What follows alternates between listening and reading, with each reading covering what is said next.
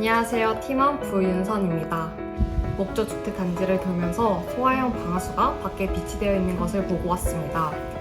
각 주택마다 비치되어 있는 모습이 인상 깊었으며 빗물을 사용하는 친환경적인 방법을 사용하는 점에서 우리나라도 배우면 좋을 것 같다고 생각했습니다.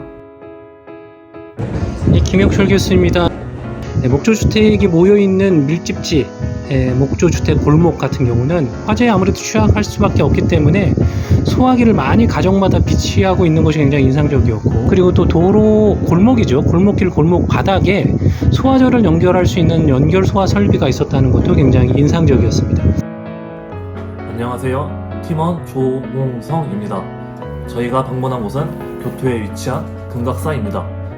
금각사는 유명한 사찰로서 목조 문화재로 화재 안전 기준이 지정되어 있습니다.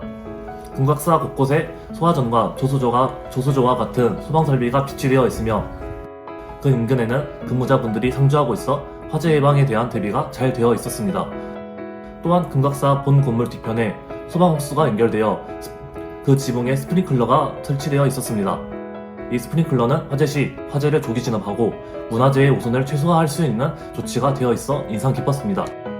안녕하세요. 팀원 김준수입니다. 오늘 저는 우메다 스카이 빌딩 인터뷰를 진행하였으며 제가 일본어로 질문을 번역하여 건물 공제실 직원들에게 여러가지 질문을 하였고, 인터뷰하러 간 건물을 보며 두 빌딩 사이를 잇는 에스컬레이터가 있었는데 지진 및 재난 발생 시 가운데 다리는 괜찮은지 물었더니 직원분께서 빌딩 사이 에스컬레이터는 건물 위에 얹힌 상태로 설계하여 지금껏 일본의 재난을 다 이겨낼 정도로 안전하다고 답변해 주셨습니다. 응답하라 47 팀장 최우진입니다. 오늘은 오사카 구청 위기관리실의 직원과 인터뷰 시간을 가졌습니다. 1900년대 일본 대형 화재 사건으로 유명한 천일백화점 화재 사건에 대해 그때 당시 대처했던 소방대원들의 이야기를 들을 수 있었습니다. 일본의 천일백화점 화재 사건에서 화재가 확대된 이유는 건물 내 에스컬레이터 앞 방화 셔터가 개방 상태로 유지되는 바람에 경사로를 타고 연기가 이동하여 화재가 확대됐다고 합니다. 이후 소방법이 강화되어 오사카 위기관리실도 업무가 더 많아졌고, 지역 주민들과의 재난 및 사건 발생 시 필요한 정보를 지원하는 업무도 한다고 합니다. 안녕하세요. 팀원 박혜민입니다. 6일차에는 저희가 오사카 성과 국제평화센터를 갔다 왔습니다. 그중 오사카 성은 일본의 대표적인 목조 건축물로 유명해서 다녀왔는데요. 오사카 성은 특히 400년간 여러 복원 과정을 겪고 지금의 모습으로 남아 있었습니다. 오사카 성 주변에는 당시 수토보리 바깥 해자라는 적의 침입을 막기 위해 만든 불광등이 둘러져 있었고, 현재에는 화재나 위험이 있을 때 그 물을 끌어다 사용한다고 합니다.